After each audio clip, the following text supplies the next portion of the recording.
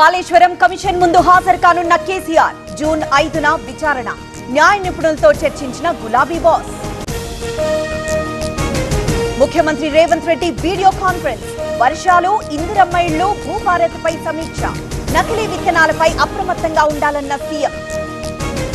CM చంద్రబాబుతో steel plant CMD భేటీ. తాజా పరిస్థితులపై చర్చ. ఉత్పత్తి మరింత పెంచాలన్న ముఖ్యమంత్రి. పార్టీ ఏ బాధ్యతలిచ్చినా స్వీకరిస్తా. సీఎం పదవికి అంత తొందరేముంది? చంద్రబాబు డైనమిక్ లీడర్ అన్న లోకేష్. మోదీ పాలనపై ఖర్గే విషం చిమ్ముతున్నారు. తెలంగాణలో కాంగ్రెస్ విశ్వాసం కోల్పోయింది. బీజేపీ వెన్నుపోటు రాజకీయాలు చేయదన్న లక్ష్మణ్. తండ్రి కూతురు మధ్య మధ్యవర్తులెందుకు? జూన్ 2న కవిత కొత్త పార్టీ పెడతారు. షర్మిల తరహా పాదయాత్ర చేస్తారన్న రఘునందన్. ఓఎసిస్ జనని యాత్ర తెలుగు రాష్ట్రాలలో మొట్టమొదటిసారిగా మొబైల్ ఫర్టిలిటీ క్యాంప్. థియేటర్ల బంద్ వెనక శక్తులేంటో తేల్చాలి. జనసేన వాళ్లున్నా చర్యలు తప్పవు.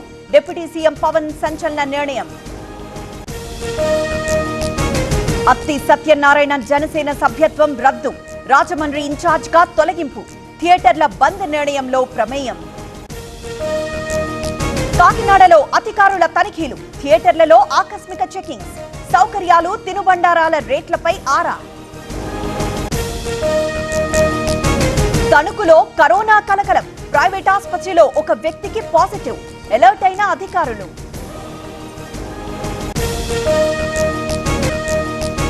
చిలకలూరిపేట ఐటీసీ కంపెనీ దగ్గర ధర్నా. ఆందోళనకు దిగిన పలు జిల్లాల రైతులు. బర్లీ, పొగాకు కొనుగోలు చేయాలని డిమాండ్. విజయనగరంలో హిందూ సంఘాల ఆందోళన. సిరాజ్ కుటుంబంపై చర్యలకు విన్నపం. తండ్రి, సోదరుణ్ణి విచారించాలని డిమాండ్. హైదరాబాద్ లో భారీ వర్షం. రోడ్లపై నిలిచిన వరద.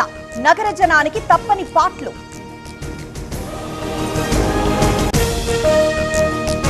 మహారాష్ట్రలో వర్ష బీభత్సం. జలమయమైన లోతట్టు ప్రాంతాలు.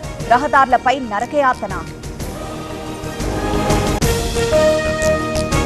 ఐటీఆర్ ఫైలింగ్ గడువు పొడిగింపు. సెప్టెంబర్ 15 వరకు అవకాశం. ఐటీ విభాగం ప్రకటన. లాభాల బాటలో బీఎస్ఎన్ఎల్. వరుసగా 2 త్రైమాసికాల్లో ప్రాఫిట్. తాజాగా 280 కోట్ల లాభం.